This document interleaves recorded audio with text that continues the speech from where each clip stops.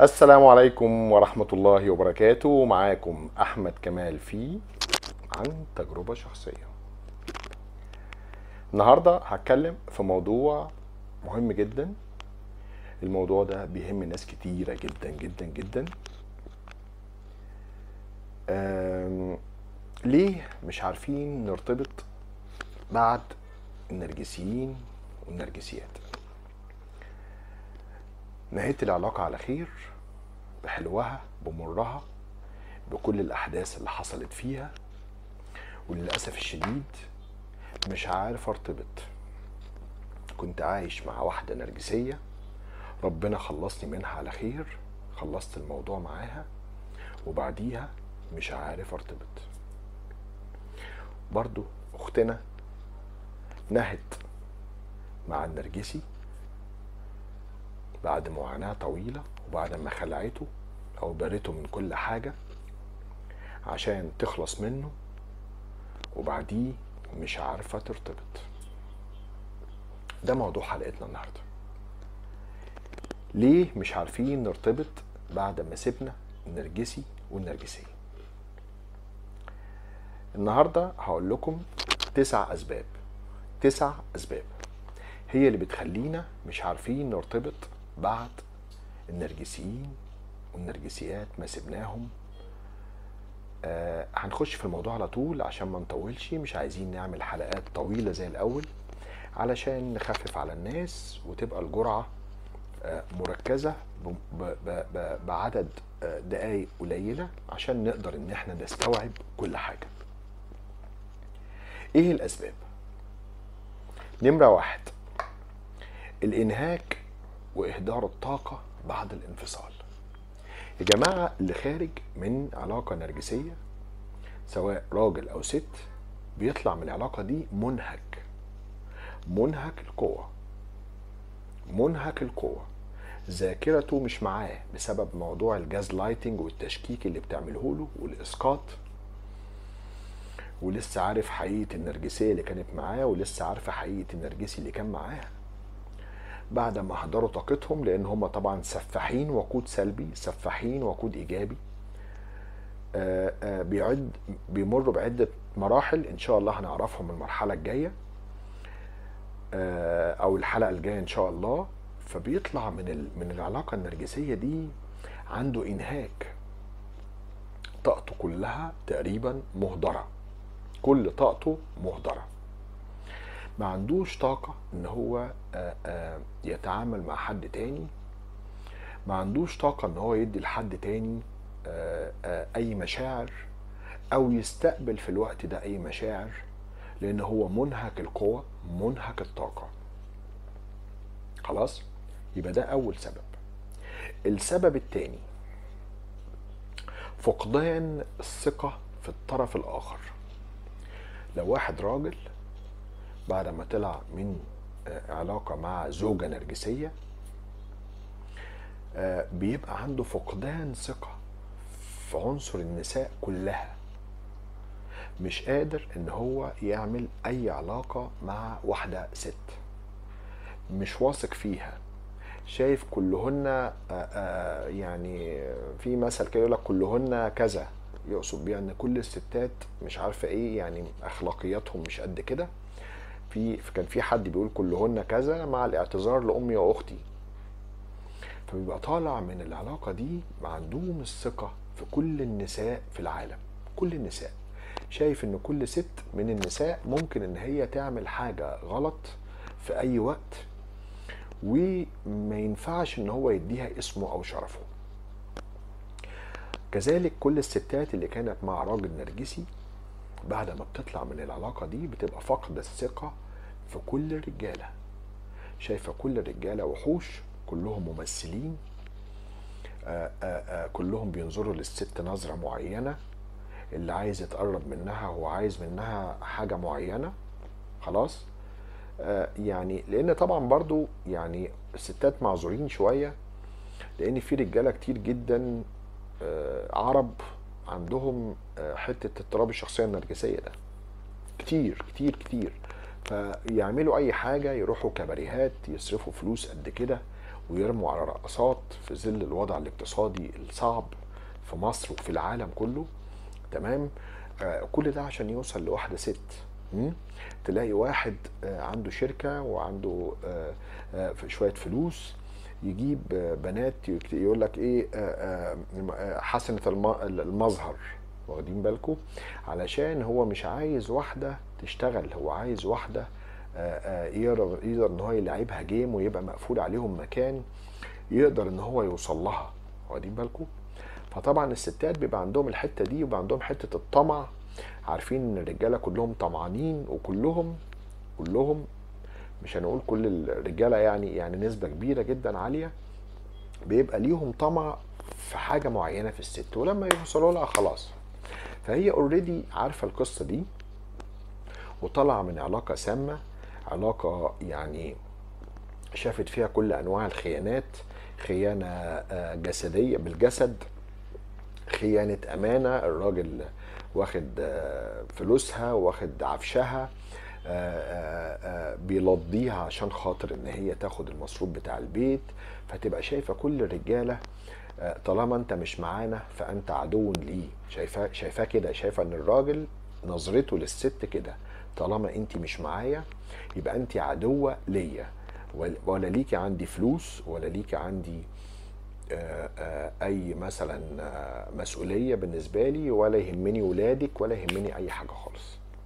يبقى فقدان الثقه في الطرف الاخر هو ده السبب الثاني. السبب الثالث مرتبط بالسبب الاولاني اللي هو الانهاك واهدار الطاقه. يا جماعه، اللي بيطلع من علاقه نرجسيه سواء راجل او ست بيحصل له حاله اسمها فقدان الشغف. فقدان الشغف يعني ملوش نفس لأي حاجة. تعالى يا حبيبي انزل معانا، الراجل أهله يقولوا له تعالى يا حبيبي انزل معانا، نروح نقعد في النادي، نروح نقعد في كافيه، ماليش نفس.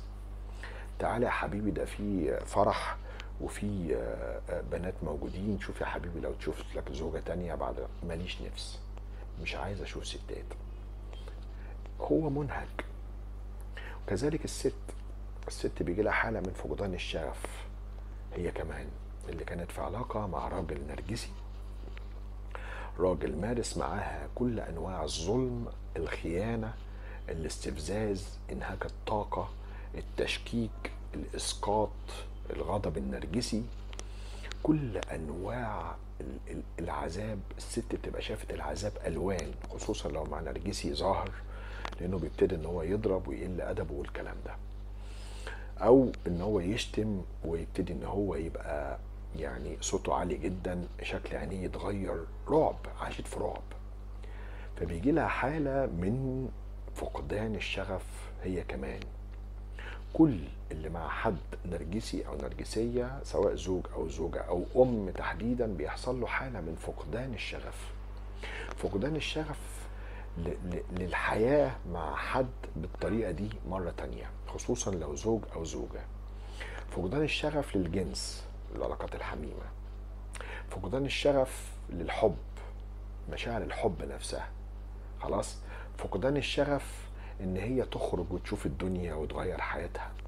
فقدان الشغف للشغل، مش متطلعة، مش عايزة إن هي تبقى يعني تبص لقدام، تبص للمستقبل، او هو يبص للمستقبل، هو شغال وخلاص بيجيب القرشين وخلاص على كده. تمام. طيب، يبقى فقدان الشغف دي حالة بتيجي لكل الناس اللي سابوا نرجسي او نرجسية. نخش على البند الرابع. ايه السبب برضو ان احنا مش عارفين نرتبط من بعد النرجسيين والنرجسيات؟ الخوف على الابناء يا جماعه، الخوف من مصيرهم. لو النرجسيين عرفوا ان هم ارتبطوا، الست تقول لك انا لو جوزي عرف، يبقى نمرة 4 الخوف من مصير الابناء لو النرجسيين او النرجسيات عرفوا بارتباطنا.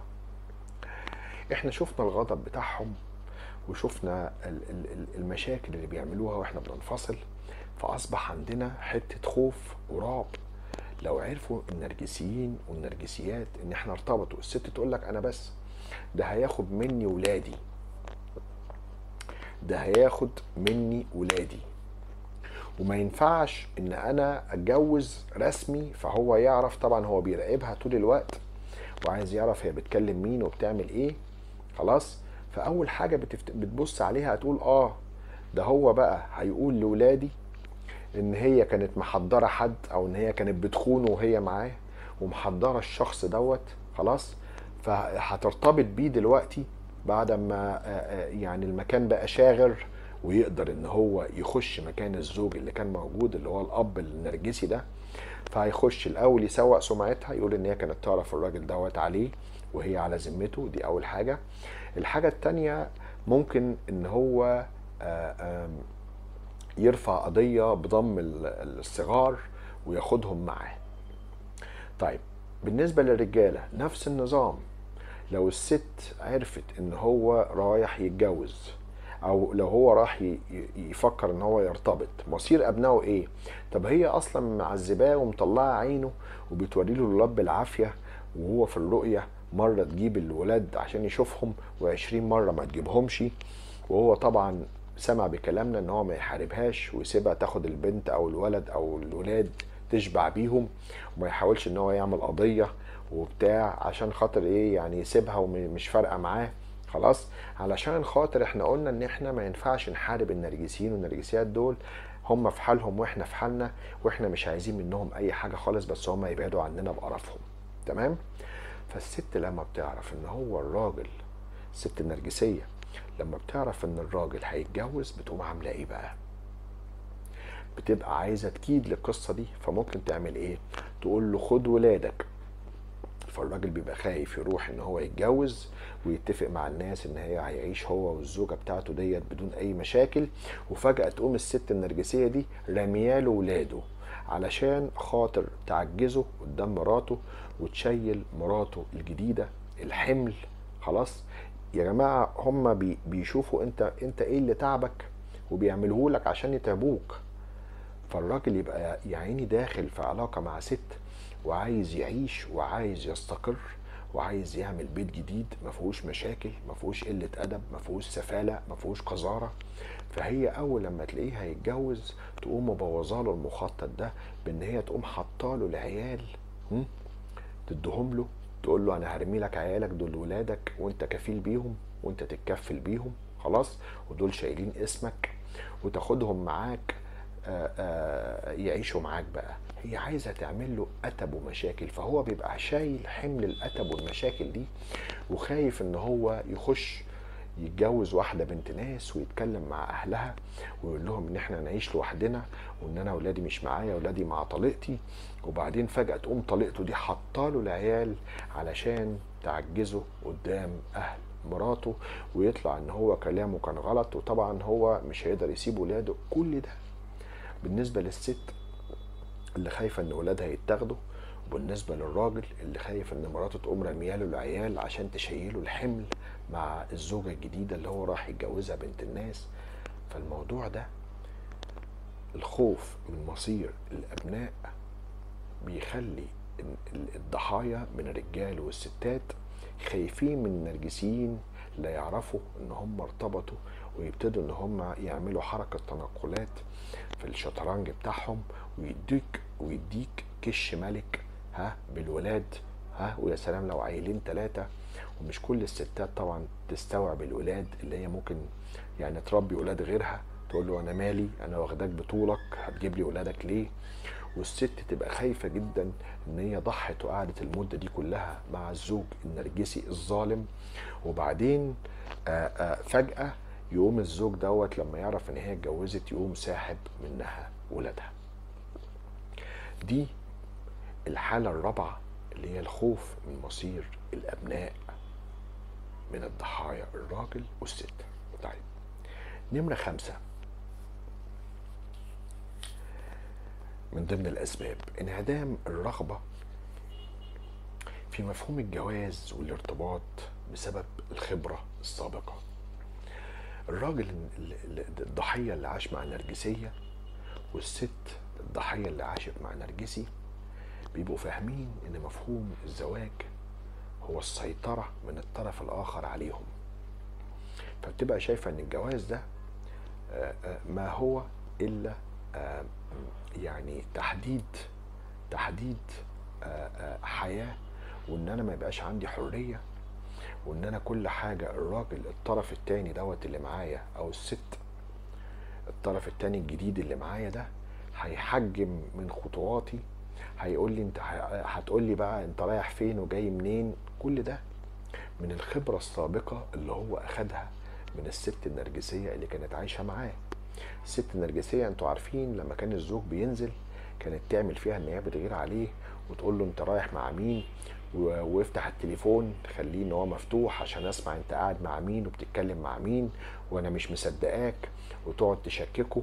خلاص، ولو حد من صحابه مثلا هزر وقال له يا فايه بتاع، يبقى تقول له انت كنت معاك ست، كأنه بيديها مفتاح ان هي تبهدله وتقل ادبها، وتقول له يا راجل يا خاين، وتعمل عليه اسقاط. عايزه تقول له انا بخونك فتقول له يا خاين. واخدين بالكم؟ طيب، والست برضو كذلك كانت بتتمنع عن اهلها، كان بيمنعها النرجسي عن اهلها وهي زوجة، كان بيمنعها ان هي تشوف صحابها، ان هي تتواصل مع جيرانها، تتواصل مع اصحابها القدام، تتواصل مع زمايلها في الشغل، بل منعها كمان عن الشغل. فهي الخبرة السابقة بتاعتها بتخليها ان هي شايفة ان الزوج ده يعني تقييد للحرية. والراجل النرجسي ده، سوري الضحية ده، بيشوف ان الست اللي هيتجوزها يعني فكرته عن الجواز هتقول له انت رايح فين وجاي منين، وهتعزله عن صحابه وهتضايقه وترمي له كلام يستفزه. وكل واحد فيهم الخبرة السابقة اللي خدها عن الجواز واللي هو شافها بعينيه في علاقته مع الشخصية المضطربة ده، النارسيستيك بيرسوناليتي ديس اوردر، اللي مضطربة باضطراب الشخصية النرجسية. هو ده فكرته عن الجواز، وهو ده اللي هو اتعلمه عن الجواز.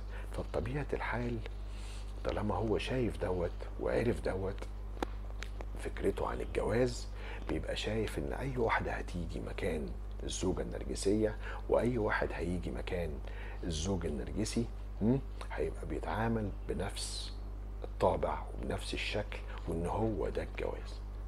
لا، احب اعرفكم ان مش هو ده الجواز.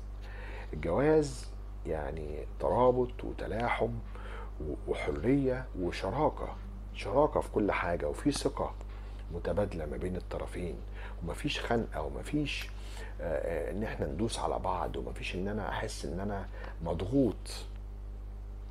الضغط اللي احنا شفناه مع النرجسيين والنرجسيات ده مش حقيقي ومش موجود. ولو دي الفكرة عن الجواز فما كانش في حد اتجوز خالص يعني، ولا ايه؟ طيب، نخش على البند السادس، الخوف على الأبناء من معاملة الشريك الجديد. الست خلاص شافت حل ان هي هتتجوز مثلا عن طريق التوثيق مش عن طريق المأذون، ان هي توثق جوازها ده في الشهر العقاري عشان يبقى جواز رسمي، وعشان كمان الزوج النرجسي ما يعرفش ان هي اتجوزت فيحاول يرفع قضية ضم ابناء. والراجل الضحية اللي كان مع نرجسية قال لك انا هتجوز خلاص ومش هعرف حد ان انا اتجوزت، وهعيش مع نفسي كده في حالي عشان هي ما تعرفش، فتقوم مدياني الاولاد تعمل لي حركة كش ملك مع الاولاد، وتشيل الزوجة الجديدة حمل هو مش متفق معاه عليها من ديوان. يتفضل هنا مشكلة. ايه هي المشكلة؟ الست بعد ما بتتجوز الراجل الجديد الشريك الجديد بعد ما سابت النرجسي بتبقى عندها توتر وعندها تفكير عميق في ازاي الزوج الجديد ده هيتعامل مع ولادها، ويا ترى هيحبوه ولا لا، ويا ترى هيعملهم بما يرضي الله ولا لا، ويا ترى هيحس بالضجر والملل من الولاد، فهينطبق ده يعني هينطبع ده على معاملته معاها ولا لا، يا ترى هيحرم ولادها ولا لا، في بعض الستات بتبقى سامعة أمثال شعبية من عينة ياباني في غير ملكك، يعني مش عارفة يا مربي في غير ولدك. ف وبعض الأمثال تاني يقول لك مرات الأب خدها يا رب. وثقافة شعبية أنا شايفها إنها ثقافة شعبية بيئة. أنا شخصيا كنت عاشق ومحب لزوجة أبويا الله يرحمها. كنت بقعد معاها في المستشفى، أبات معاها في المستشفى وأقعد أعمل ظهرها، تقول لي اعملي ظهري بتاع. وهي ماتت طبعا في سن صغيرة، فكنت بحبها جدا. وكنا في عيلتنا مسمينها الست نسمة، على غرار الست نسمة بتاعت في مسلسل سنبل، في رحلة المليون بتاع الأستاذ الكبير العبقري محمد صبحي، لأنها كانت نسمة هادية. هي ما كانش اسمها نسمة يعني، بس احنا كنا مسمينها الست نسمة عشان كانت ست هادية، ست محترمة. يا جماعة الموروثات الشعبية بتاعت مرات الأب خدها يا رب، ها والراجل يسمع ياباني في غير ملكك، يا مربي في غير ولدك، مش عارفة ايه الحاجات دي. يا جماعة خدوا كل كيسة لوحدها. زي ما قلنا ان في اضطراب الشخصية النرجسية، وفي مضطربين من الرجال ومن النساء كتير جدا.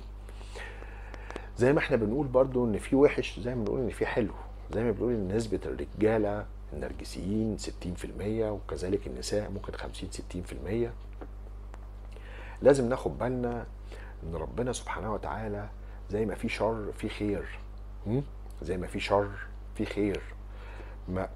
ما تقيس المعاملة. يعني طبعا كل واحد بيقيس برضو ان ده ابوهم كان بيعمل فيهم كذا، ده ابوهم كان بيسوي فيهم كذا، دي امهم كانت بتحرمهم من كذا، دي امهم كانت مهمله في العيال وتسيبهم، وهي تقعد تجمل في نفسها وتروح تعمل ازاله شعر وتعمل مش عارف ايه، وسايبه بنتها منعكشه معكوشه بتلعب في الحاجات ومبهدله نفسها.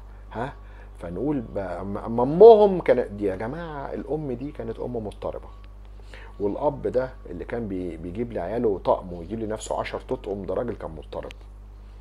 يا جماعة مش كل الناس زي النرجسيين، بلاش الخوف. وبعدين الراجل المحترم، لو انت خدتي راجل محترم يا مدام، ولو حضرتك يا استاذ يا مش مهندس خدت ست محترمة، اقسم لك بالله العظيم 3 اهم حاجتين تتوفران في البني ادم ده: انه يكون راجل يعرف ربنا، وانه يكون من اصل طيب، وان امه دي تبقى ست محترمة في بيتها، معتدلة في بيتها، ام الطرف الثاني الشريك الجديد.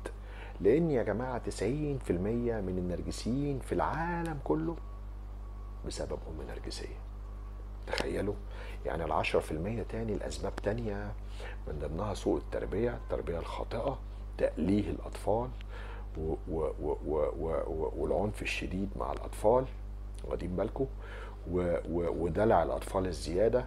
ده يعني ده يندرج برضو تحت بند تأليه الأطفال، وإن إحنا نقول للولاد أقع على الترابيزة عشان خبطها. ها، أقع يعني الترابيزة الجماد دي هي اللي تغلط وهو ما يغلطش، تأليه أكنه إله، وأنت يا حبيبي مش عارفة إيه. ده كل ده 10%. وال90% يا إخوانا عبارة عن أم نرجسية. يعني لو ما اديتش ده بالوراثة، جينات للأبناء بتدولهم بالتربية الخاطئة والسلوكيات الخاطئة. فاحنا لما نلاقي يعني ام الطرف الثاني ده ست كويسة، والاب ده راجل محترم، توكل على الله العلي القدير واتجوز وشوف حياتك. وثق ان طالما الراجل ده وطالما الست دي متربيين على طبلية ابوهم، فثق ان الناس دي هتعامل ولادك بما يرضي الله ورسوله. بل بالعكس، ان ده هيشجعكم لو انتوا حتى كنتوا ناويين خلاص مش هخلف تاني، لان انت اتذليت بولادك وانت اتذليتي بولادك. لو انت لقيت الطرف التاني ده الاب اللي كنت تتمنيه لولادك، ولقيت الست الجديدة دي هي الام اللي كنت بتتمناها لولادك وبناتك، صدقني والله هتلاقوا نفسكم ان انتوا كمان عايزين تخلفوا وتزودوا عيال مع عيالكم، علشان خاطر يعني تدعموا أواصر المحبة ما بينكم، وأواصر العلاقة المحترمة المشتركة ما بينكم وما بين بعض وجوازكم السعيد. فما تخافوش طالما الإنسان من بيئة طيبة، من أسرة طيبة، توكلوا على الله العلي القدير. طيب نخش على السبب السابع اللي بيخلينا مش عارفين نرتبط بعد النرجسيين والنرجسيات. دايما بنعمل ايه؟ المقارنة بين الشريك او الشريكة النرجسية القديم والقديمة بالشريك الجديد او الطرف الجديد اللي عايز يخش حياتنا ويخلينا نكمل معاه. بتقارن ما بين النرجسي اللي كان بتقارني يا مدام ما بين النرجسي الظاهر اللي كان معاكي او النرجسي الخفي والراجل الجديد. ادي واحد. بتقارن يا استاذ حضرتك كمان بتقارن ما بين جمال النرجسية اللي كانت معاك اللي هي كل جمالها مصطنع وكل جمالها دوت عن طريق دكاترة التجميل وعن طريق إزالة الشعر وعن طريق تصغير المناخير ونفخ الشفايف وشيل ما تحت العينين السواد وما بين الست الطبيعية المحترمة اللي ما بتلعبش في خلقة ربنا علشان خاطر ان هي تجمل من نفسها. النرجسية دي بتبقى شايفة ان هي عمرها ما هتموت.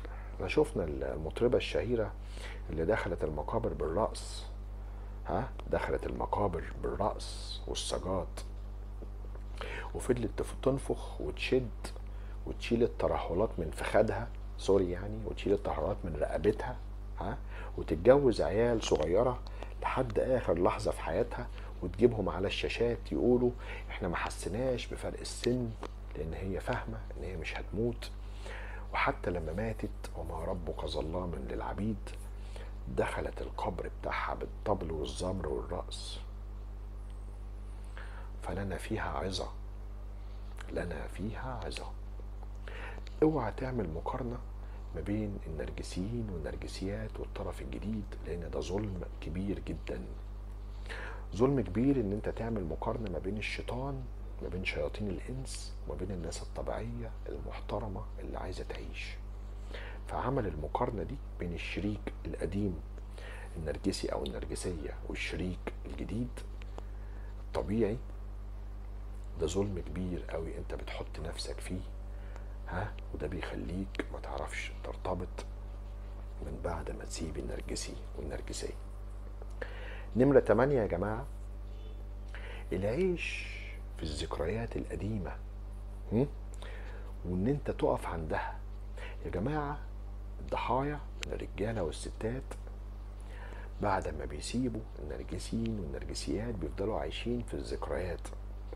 يعني لو انت معاكي حضرتك كان معاكي نرجسي ظاهر بتقعدي تفتكري ايام قصف الحب وكان بيعمل لك ايه وكان بيسوي لك ايه، وكنت كل حاجة تحلمي بيها تلاقيها قدامك، كل حاجة تفكري فيها تلاقيها قدام عينيكي، كل المعاملة الطيبة، بيعمل معاكي علاقة حميمة مصطنعة عن طريق البراشيم والبلابيع، مش هو انسان طبيعي.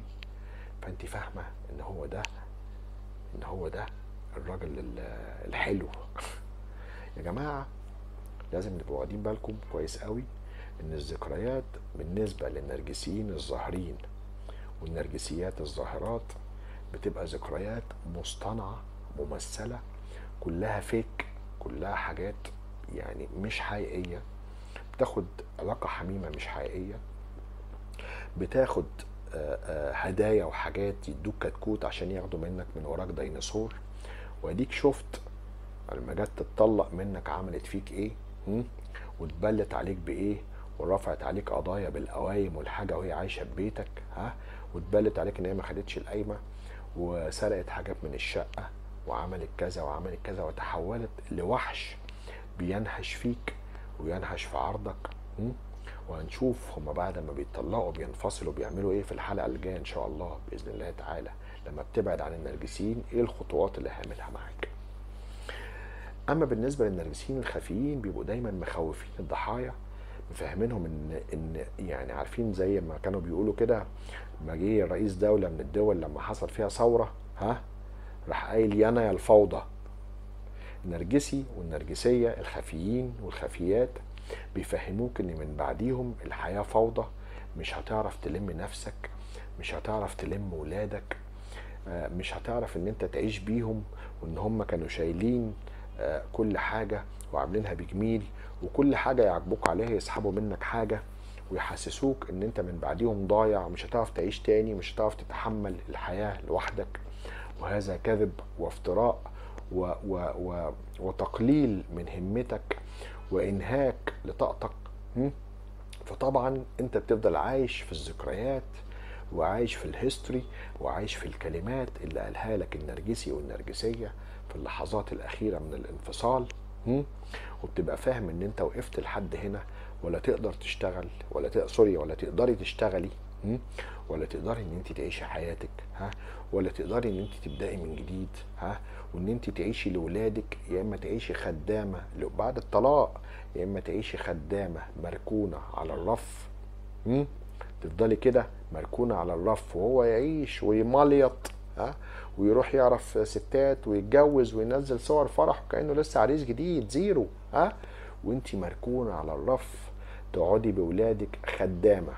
يعني اهلك تعبوا فيكي عشان في النهاية تقعدي زي الخدامين على الرف منتظراه، لانك ملف، حضرتك ملف من ملفاته اللي هو يفضل راكنها، يجيبها وقت ما هو عايز يلعب فيها شوية ويلعب في أوراقها ويقوم راميها تاني راكنها على الرف. ولو اعترضتي ولو فكرتي وعايشة انت في الكلمات دي وفي الذكريات دي وفي الكلام اللي هو قالهولك ده، ولو اعترضتي هتحرمي من الفلوس، وهيبهدلك عشان تاخدي فلوس ولادك وتصرفي عليهم، ويحرم ولادك. الوش الحقيقي بقى يظهر، يبقى فظيع شنيع شيطان، يمنعك ان انت يخش البيت وهو ملوش ان هو تواجد في البيت بعد ما طلقك والموضوع خلص، يخش البيت غصب عنك يشوف ولاده جوه البيت، يا اما يقولك روحي خدي فلوسك بالمحاكم وتبهدلي، ويزور ويرمي فلوس يدي فلوس للناس بتوع التحريات اللي بيجوا ويبقوا ناس يعني مستواهم التعليمي قليل، ويبتدي ان هو يلعبهم بالقصه دي عشان خاطر يشهدوا زور ويقولوا ان هو راجل ما بيكسبش ولا تعريفه وما بيعملش حاجه، ويجيب شهود زور كمان ان هو افلس وان هو عمل عشان يذلك. تبقي واقفه لحد هنا واحساس من الخوف والهلع منتابك، وعايشه في الذكريات القديمه بتاعته وان هو كان بيعمل ايه وتحول لايه، وانت عايشه عند اخر كلمات قالها لك. حضرتك كراجل بتبقى فاهم ان الجمال هو كده، والدنيا هي كده، وعايش في الذكريات دي كانت بتسمع معايا الاغاني تقول لي الله يا حبيبي ذوقك حلو، لا هي كانت بتقول لك كده ذوقك حلو، وبتثني عليك وبتديك كلمات حلوه، كلمات ممثله، وتقعد تدلعك بمياسه ويروحي يا قلبي والحاجات دي، عشان تحسسك ان هي ست رقيقه، ست ما بتاكلش غير بيتيبا وسكلما وساليزون والحاجات دي، وهي اصلا ست تسول، ست جايه من بيئه قذره، ست كانوا في بيتهم مش لاقيين ياكلوا، وامها ربتها على ان اهم حاجه عندها الماده، ومفيش حاجه اسمها حب يا بيت والحاجات دي. تمام؟ كل ده ممثل، كل ده فيك، وهم اوسكار تمثيل، سواء نرجسيين ظاهرين او نرجسيين خفيين. اطلع من ذكرياتك القذرة، قطع صفحة الذكريات دي، امسح كل الصور اللي بينك وبينهم، امسح كل حاجة سايبينها لك عشان تفتكرهم بيها، الهدايا، الحاجات اول لما اتعرفتوا مع بعض، كل ده انساه وارميه في الزبالة.